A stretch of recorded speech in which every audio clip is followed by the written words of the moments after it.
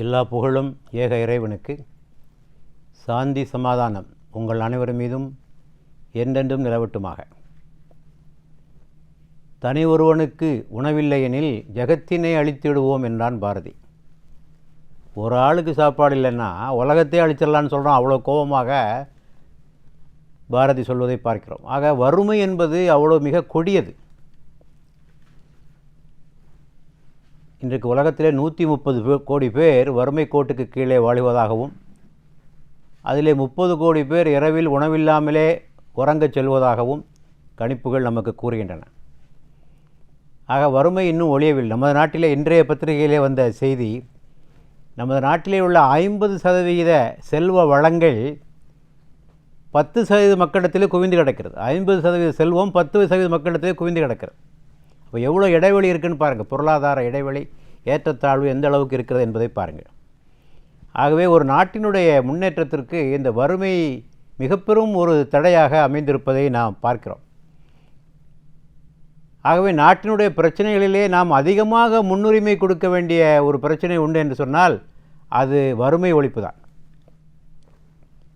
இஸ்லாம் இதை பற்றி விரிவாக பேசியிருக்கிறது. இஸ்லாம் என்ற வார்த்தைக்கு அமைதி என்று பொருள் என்று பல முறை இங்கே நாம் விளக்கியிருக்கிறோம். வறுமை இருந்தால் எப்படி அமைதி இருக்கும்? வறுமை உள்ள சமுதாயத்தில் எப்படி அமைதி இருக்க முடியும்? ஆகவே வறுமை ஒழிப்பை ஒரு பிரதான நோக்கமாக இஸ்லாம் வலியுறுத்தி சொல்கிறது. நபிகள் நாயகம் அடிக்கடி கேட்கிற பிரார்த்தனைகளிலே ஒன்று, இறைவா என்னை வறுமையிலிருந்தும் இறை மறுப்பிலிருந்தும் பாதுகாப்பாயாக. வறுமையிலிருந்தும் இறை மறுப்பிலிருந்தும்.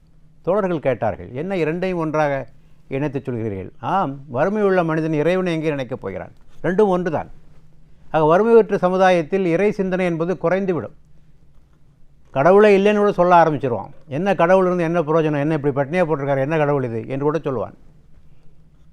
ஆகவே இந்த ரெண்டையும் இணைத்த நபிகள் நாயகம் அவர்கள் சொல்லியிருப்பதை பார்க்கிறோம். இந்த உலகத்தில் அமைதியாக வாழ்வதற்கு என்னவெல்லாம் தேவை என்று சொல்ல வந்த நபிகள் நாயகம் அவர்கள் நல்ல வீடு, நல்ல வாகனம், நல்ல அண்டை வீட்டுக்காரன், இந்த 3 முக்கியம்னு சொன்னாங்க.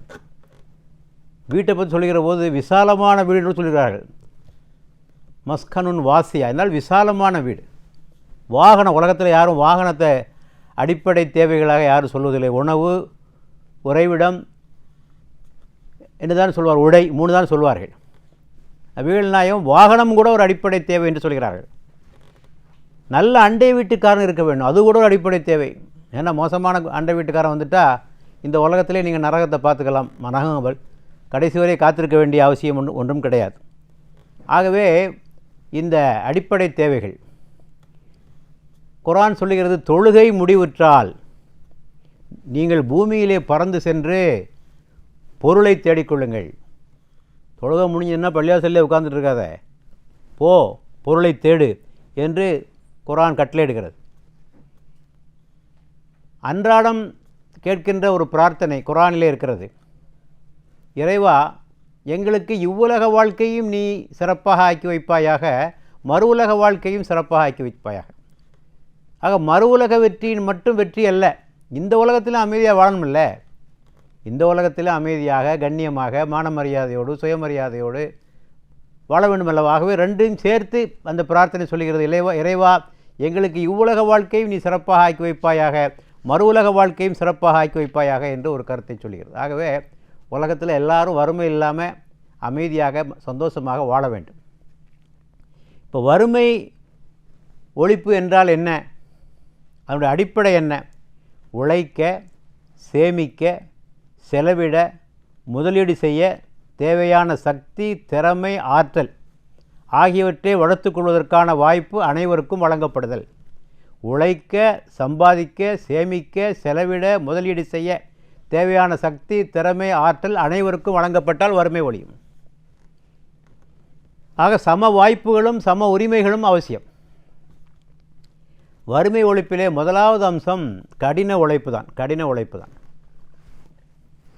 இன்றைக்கி உலகத்தில் பாருங்கள், எந்த நாடுகளிலெல்லாம் மக்கள் கடினமாக உழைக்கிறார்களோ அந்த நாடெல்லாம் முன்னேறி இருக்கு. நாம் அடிக்கடி மேற்கோள் காட்டுகின்ற ஒரு நாடு ஜப்பான் என்கின்ற ஒரு நாடைத்தான் அடிக்கடி சொல்லுவோம். ஓய்வில்லாமல் உழைப்பவர்கள். அரசாங்கம் அவர்களுக்கு வேண்டுகோள் விடுக்கிறது, கொஞ்சம் ஓய்வு எடுத்துடுங்கப்பா, இப்படி உழைக்காதீங்க என்று சொல்லுகின்ற அளவுக்கு அந்த மக்கள் கடினமாக உழைப்பதை நாம் பார்க்கிறோம். ஆக உழைக்கணும். உழைக்காத ஒரு நாட்டில் எப்படி முன்னேற்றம்? எல்லாத்துக்கும் அரசாங்கத்தையே நம்பிக்கொண்டு, அரசாங்கம் தருகின்ற இலவசங்களை நம்பிக்கொண்டு வாழுகின்ற ஒரு நாடு எப்படி முன்னேற்ற பாதையிலே பயணிக்க முடியும்? யோசித்து பாருங்கள். நபிகள் நாயகம் சொன்னார்கள், உழைத்து உண்ணும் உணவை விட சிறந்த உணவு எதுவும் இல்லை. உழைத்து உண்ணும் உணவை விட சிறந்த உணவு எதுவும் இல்லை என்று அவர்கள் சொன்னார்கள். மிகச்சிறந்த வருமானம் எது என்று பெருமானாரிடத்திலே கேட்கப்பட்டபோது சொன்னார்கள், நேரிய வழியில் வணிகம் செய்வதும் கடுமையாக உழைப்பின் மூலமாக பெறுகின்ற வருமானம்தான் வருமானங்களிலேயே சிறந்தது என்று சொன்னார். ஆக வணிகம் செய்வது, நேரிய முறையில் வணிகம் செய்வது, கடுமையாக உழைப்பது, இதுதான் சிறந்த வருமானம் என்று அவர்கள் சொல்லியதை பார்க்கிறோம். பிச்சை எடுப்பதை விட உழைத்து உணவை உண்ணுவதே சிறந்தது. ஒருவர் பெருமானிடத்திலே வருகிறார், எனக்கு ஏதாவது தர்மம் கொடுங்க அப்படின்னு கேட்குறார். பெருமானை தரமாட்டேன் என்று சொல்லிவிட்டு, உன்னிடத்தில் என்ன பொருள் இருக்கிறது என்று கேட்டார். என் வீட்டில் ஒரு விரிப்பு ஒன்று இருக்குது, அதில் தான் படுத்துக்கிடுவேன், அதில் தான் போத்திக்கிடுவேன், ஒரு கோவலை இருக்குது, இவ்வளோதான் இருக்குது, அதை எடுத்துகிட்டு வா. ஏலம் விட்டார்கள் தோழர்கள் மத்தியில். 2 திர்ஹமுக்கு அது போயிற்று. ஒரு திர்ஹத்தை அவன் கையிலே கொடுத்து, இதை உன் வீட்டு செலவுக்காக வைத்துக்கொள், இன்னொரு திர்ஹத்தை எடுத்துக்கொண்டு நீ கோடாரி வாங்கி கொண்டு வா என்று அனுப்பினார்கள். அவன் கோடாரி வாங்கி கொண்டு வந்தான். நபிகளாரே அதற்கு கைத்தடி போட்டு கொடுத்தார்கள். இப்போது நீ காட்டுக்கு போய் விறகு வெட்டி கொண்டு வா, 15 நாட்கள் இந்த பக்கமே நீ வரக்கூடாது, 15 நாளைக்கு இந்த பக்கம் வரக்கூடாது என்று சொன்னார்கள். 15 நாள் கழித்து வந்தான். இப்போ என்னப்பா உன் கையில் 10 திர்ஹம் இருக்குன்னா, இதுதான்ப்பா கண்ணியமான வாழ்க்கை, இதுதான் கண்ணியமான வாழ்க்கை. ஆகவே இப்படிப்பட்டு உழைத்து வாழ்கின்ற ஒரு வாழ்க்கை தான் மனிதனுக்கு ஒரு கண்ணியம் தருகின்ற ஒரு வாழ்க்கை என்பதை நாம் புரிந்து கொள்ள வேண்டும். ஆக முதலாவதாக கடினமாக உழைக்க வேண்டும். அது எந்த தொழிலாக இருந்தாலும் சரி, தனிப்பட்ட முறையில் செய்கின்ற வியாபாரமாக இருந்தாலும் சரி, ஒரு நிறுவனத்திலோ அரசு ஊழியராக இருந்தாலும் சரி, வாங்குகின்ற சம்பளத்திற்கு ஊதியத்திற்கேற்ப உழைப்பு இருக்க வேண்டும். வாங்குகின்ற ஊதியத்திற்கேற்ப உழைப்பை கொடுக்கவில்லை என்றால் உழைப்பு திருட்டு செய்கிறான் என்று தான் அதற்கு பொருள். அது ஒரு வகையான ஊழல், கரப்ஷன். கை நீட்டி காசு வாங்கினா தான் லஞ்சம் என்பதாக இல்லை, வாங்குகிற சம்பளத்துக்கு உழைக்காமல் இருந்தால் அதற்கு பேர் ஊழல். ஆக அவனுடைய மனச்சாட்சி உறுத்த வேண்டும். நாம் வாங்குகின்ற சம்பள அளவுக்கு நாம் உழைத்திருக்கிறோமா என்ற உணர்வு நாட்டிலே ஒவ்வொரு மனிதனிடத்திலும், குடிமகனிடத்திலும் வந்துவிட்டால் இந்த நாடு எங்கேயோ போய்விடும். ஆக உழைக்க வேண்டும். 2வது, இருப்பவர்கள் இல்லாதவர்களுக்கு கொடுக்க வேண்டும் என்பது. குர்ஆனிலே ஒரு வசனம், உங்களில் செல்வம் பணக்காரர்களுக்கிடையே சுற்றி கொண்டு இருக்க வேண்டாம். உங்களுக்குள்ளேயே சுற்றிட்டு இருக்கப்பா, பணக்காரன் இன்னொரு பணக்காரன் கொடுக்குறான், அங்கேயே சம்மந்தம் பண்ணிக்கிறான், கல்யாணம் பண்ணிக்கிறான், சொத்து அப்படியே பணக்காரங்களுக்கு பற்றியிலே சுழன்று கொண்டு இருக்கிறதே, அது கொஞ்சம் வெளியே வரட்டும் என்று சொல்கிறது. அதற்கு செய்த ஏற்பாடுகள் என்னவென்று பார்க்கிற போது, குறைந்தது வருமானத்தில் எஞ்சியதில் 2.5% தர்மமாக கட்டாயமாக ஒவ்வொருவரும் கொடுத்து விட வேண்டும். எல்லா செலவும் போக 100 ரூபா மிஞ்சிச்சுன்னா அதில் 2000 ரூபாயை நலிவுற்ற மக்களுக்கு கொடுத்து விட வேண்டும். அதை பற்றி குர்ஆன் சொல்லுகிறது, உங்கள் செல்வத்தில் யாசிப்பவர்களுக்கும் இல்லாதவர்களுக்கும் உரிமை இருக்கிறது. உரிமை இருக்கிறது, ஹக். உரிமை என்றால் ரைட். அவன் சொத்து ஒன்றை கலந்துருக்குன்னு அர்த்தம். அதுக்கு நீனா கொடுக்குற சலுகை இல்லை, நீனா பார்த்து கொடுக்குறதில்ல, அவன்கிட்ட சொத்து உங்ககிட்ட இருக்குது. கடவுள் உனக்கு அதிகமாக கொடுத்துருக்கிறாருன்னா என்ன அர்த்தம்? இன்னொருத்தனுக்கு கொடுக்குறதுக்காக தான் அவ்வளோ கொடுத்துருக்கு உனக்கு. அதை அவனுக்கு கொடுக்கலன்னு சொன்னால் உன்னுடைய முழு சொத்தும் அசுத்தம் என்று கருதப்படும். எவ்வாறு வருமான வரியில் உரிய வரியை செலுத்தவில்லை என்றால் முழு சொத்தும் அசுத்தமானதாக கருதப்படுமோ, கள்ளப்பணமாக கருதப்படுமோ, அதுபோலவே இங்கும் ஆன்மீகத்திலும் உரிய தர்மத்தை எடுத்து கொடுக்கவில்லை என்றால் அது அசுத்தமான பணமாக கருதப்படும். அதை கட்டாயமாக எடுத்துக்கொள்வதற்கு அரசுகளுக்கு உரிமை உண்டு என்று உரிமையும் வழங்கப்பட்டிருக்கிறது. ஆனால் தர்மம் என்றால் சில்லறை தர்மங்கள் அல்ல. சில்லறை தர்மத்தினால் என்ன பிரயோஜனம்? 10 ரூபா 20 ரூபா அது காப்பி குடிக்க தான் உதவும், வேறு ஒன்றும் உதவுது. கணிசமாக கொடுக்க வேண்டும் என்று விதிக்கப்பட்டிருக்கிறது. நபிகள் நாயகம் சொன்னார்கள், ஏழைகளுடைய தேவை போகும் அளவுக்கு நீங்கள் தர்மம் வழங்குங்கள். அவ்வாறு நீங்கள் 100 ஒட்டகங்கள் வரை அவர்களுக்கு கொடுத்து விட்டாலும் பரவாயில்லை. கொஞ்சம் கொஞ்சமாக கொடுக்குறீங்க, 100 ஒட்டகம் அவனுக்கு சேர்ந்து போச்சு. ஒட்டகம் சொன்னால் நீங்கள் இன்றைக்கி ஒட்டகத்திற்கு மதிப்பில்லாமல் இருக்கலாம். நபிகள் நாயகம் வாழ்ந்த காலத்தில் அரபு மக்கள் மத்தியிலே ஒட்டகம்தான் அவருடைய பெரிய சொத்து. ஒரு இடத்துல எத்தனை ஒட்டகம் இருக்கோ அந்த அளவுக்கு அவன் செல்வந்தன். 100 ஒட்டகம் கொடுத்தா கூட பரவாயில்லப்பா, கொடுத்துரு, தர்மமாக கொடுத்துரு. கலீஃபா உமர் சொன்னார், இனியும் அவனுக்கு தேவைப்படாத அளவுக்கு நீங்கள் தர்மத்தை வழங்குங்கள். அப்போது ஒரு ஏழை இருக்கான்னா அவனுக்கு கணிசமாக கொடுத்துருந்தா ஏதாவது தொழில் வச்சுக்கோ, அடுத்த வருஷம் தர்மம் வாங்க வரக்கூடாதுங்க. ஆகவே வறுமை முற்றாக நீங்க வேண்டும். இன்றைக்கி சற்று யோசித்து பாருங்கள், எவ்வளோ நான் சொன்ன ஆரம்பத்தில் 10% மக்கள் 50% செல்வத்தை அனுபவித்து கொண்டிருக்கிறார்கள். அவ்வளோ ரூபாயை வச்சு என்னடா செய்ய போகிற? நீ அனுபவிக்க முடியாது. சரி, ஒரு 10 தலைமுறைக்குன்னா வச்சுக்கோ, அதுக்கு மேலே என்ன? இந்த உலகத்தில் எல்லா மனிதர்களும் செல்வந்தர்களும் தங்களுடைய செல்வத்தை மக்களுக்கு கொடுத்தால் இந்த நாட்டிலே வறுமை இருக்குமா? சிலர் தான் அதை உணர்ந்திருக்கிறார். நமது நாட்டிலே சில வள்ளல்களை நாம் பார்க்கிறோம்.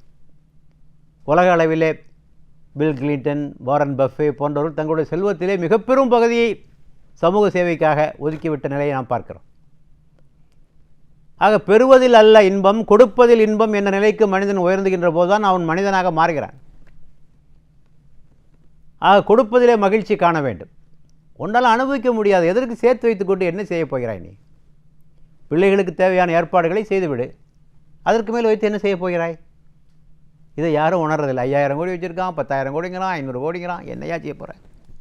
ஆகவே செல்வம் சுழல்ந்து வர வேண்டும் என்று சொல்லப்பட்டிருக்கிறது. அடுத்தபடியாக வறுமை ஒழிப்பிற்கு இஸ்லாம் சொல்லிய முறை வட்டியில்லா கடன். இல்லாதவர்களுக்கு உதவி செய்ய வேண்டும், வட்டி வாங்கக்கூடாது என்ற ஒரு முறையை சொல்லி கொடுத்திருக்கிறது. ஏனென்றால் வட்டியை இஸ்லாம் மிக பெரும் அநீதியாகவும் சுரண்டலாகவும் அது கருதுகிறது.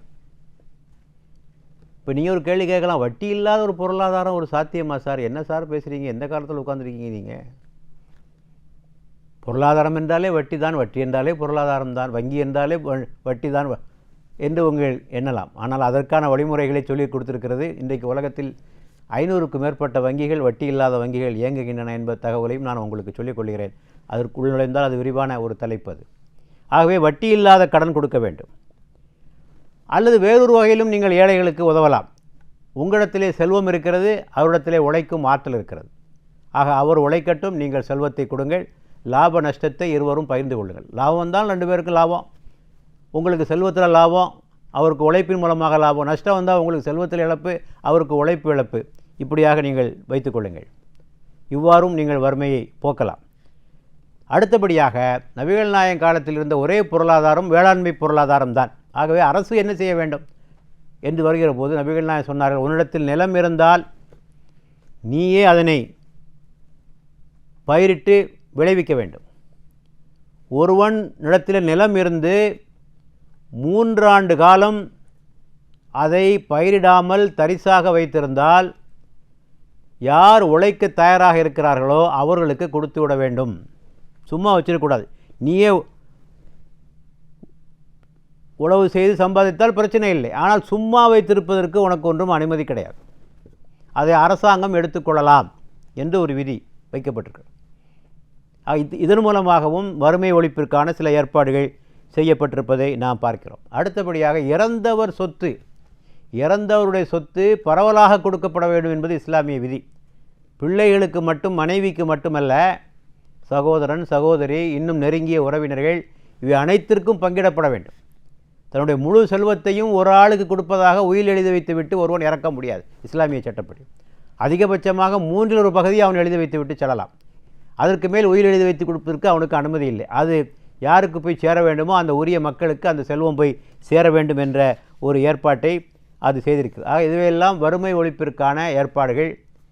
கடினமாக உழைப்பது, இருப்பவர்கள் இல்லாதவர்களுக்கு கொடுப்பது, தரிசு நிலங்களை பயிரிடுவது, இறந்தவர் சொத்துக்களை பங்கிடுவது, வட்டியில்லா கடன் கொடுப்பது என்ற சில முறைகள். ஆக இந்த வாய்ப்பு எல்லா மக்களும் கிட்ட வேண்டும். இந்த தொழில் செய்வதற்கான வாய்ப்பில் எல்லாருக்கும், யாரும் எந்த தொழிலையும் செய்யலாம், நீ இந்த தொழிலைத்தான் செய்ய வேண்டும் என்று யாரை வற்புறுத்த முடியாது. எவரும் அவரவர் விரும்பிய தொழிலை செய்வதற்கான வாய்ப்புகள் அவர்களுக்கு வழங்கப்பட வேண்டும். அடுத்தபடியாக வறுமை ஒழிப்பிற்கான அடுத்த வழி, விரயத்தை தடுத்தால் வறுமையை ஒழிக்கலாம். நீங்கள் பாருங்கள், மக்கள் சம்பாதித்த பொருளில் பெருந்தொகையை கெட்ட பழக்கங்கள், தீய பழக்கங்களின் மூலமாக பொருளை வீணடிக்கிறார்கள்.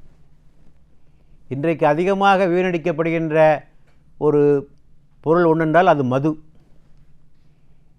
மதுவில் மிக பெரும் சேமிப்பு பாதிக்கப்பட்டிருக்கிறது. பல குடும்பங்கள் அழிந்திருக்கின்றன.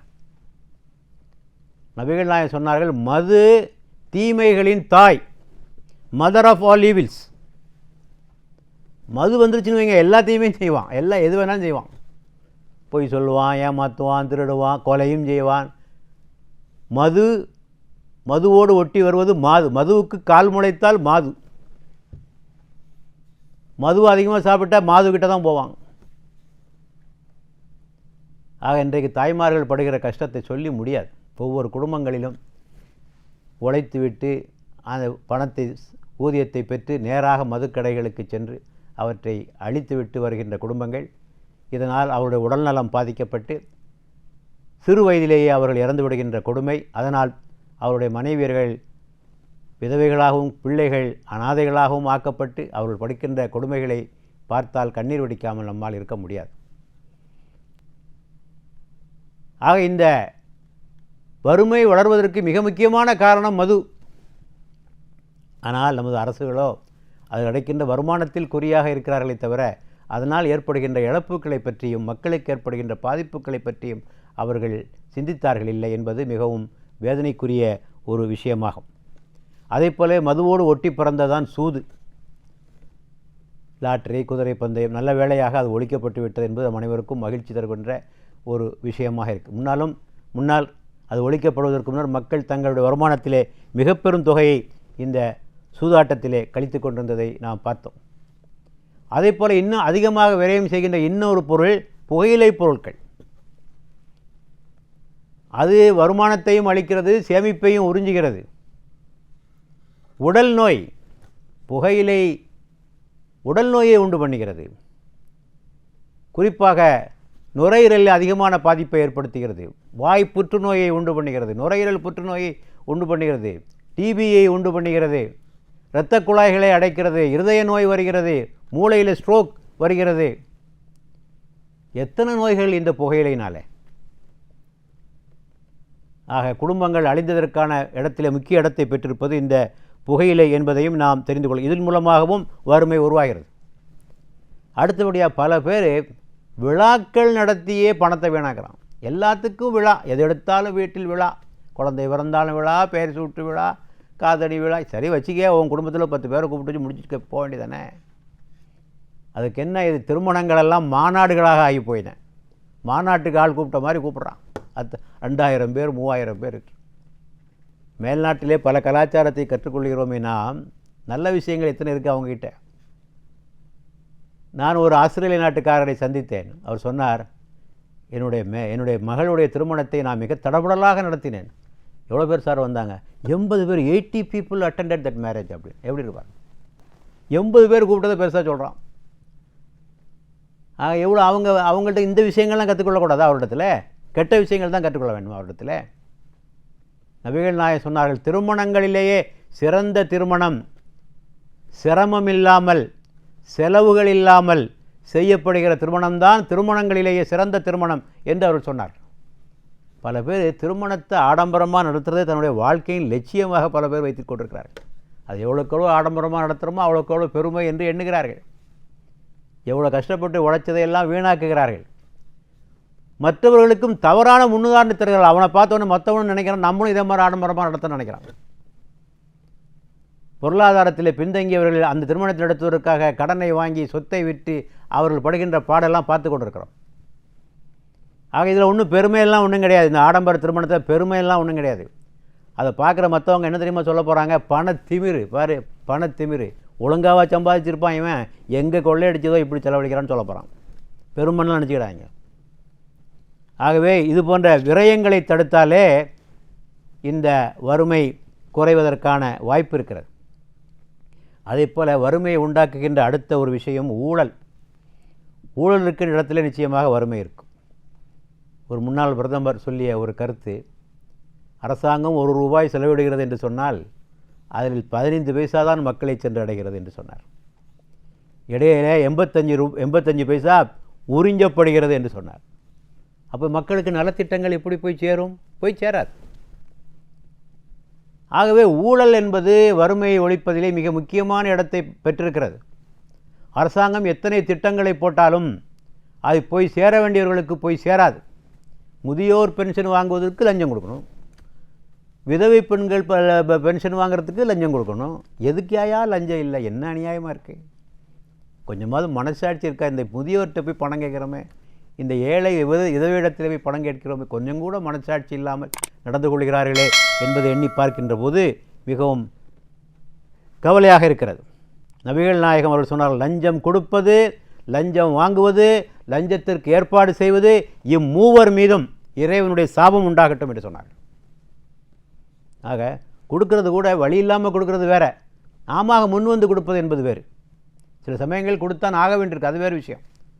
கொடுப்பது கூட எவ்வளோ தாமதப்படுத்த முடியுமோ, கொடுக்காமல் தவிர்க்க முடியுமோ அத்தனை முறை தவிர்த்துக்கு நாம் முயற்சி செய்ய வேண்டும்.